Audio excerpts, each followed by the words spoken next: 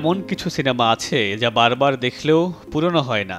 বলিউডের 3 ইডিয়টস সেই সিনেমাগুলোর মধ্যে অন্যতম। তাই তো মুক্তির 1 দশকের বেশি সময়ের পরেও সিনেমাটি দর্শক মনে এখনও উজ্জ্বল। আমির খান, কারিনা কাপুরের মতো প্রধান চরিত্রগুলোর পাশাপাশি এই সিনেমায় যে পার্শ্ব চরিত্রগুলো নিয়ে এখনও আলোচনা হয় তাদের মধ্যে অন্যতম মিলিমিটারের চরিত্র।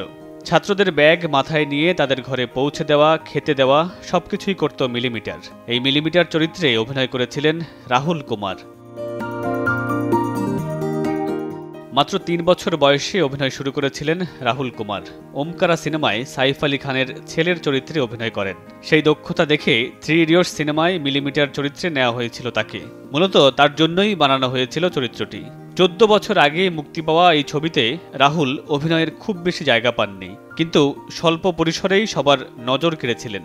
তখন মিলিমিটার চরিত্রটি এতটাই জনপ্রিয় হয়ে ওঠে যে অমিতাভ বচ্চন সহ বলিউডের অনেক তারকার সঙ্গে বিজ্ঞাপনও করেছেন রাহুল।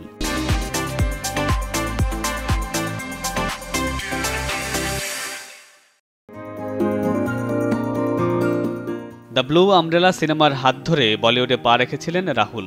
এরপর অভিনয় করেছেন আরও একাধিক সিনেমায়। তবে 3 ইডিয়টসের পর আর কোনো সিনেমায় বিশেষ চরিত্রে দেখা যায়নি এই অভিনেতাকে। 2023 সালে মুক্তি পাওয়া শাহরুখ খানের ডাঙ্কি সিনেমায়ও অভিনয় করেছিলেন তিনি, কিন্তু শেষ পর্যন্ত তার দৃশ্যটি বাদ দেওয়া হয়।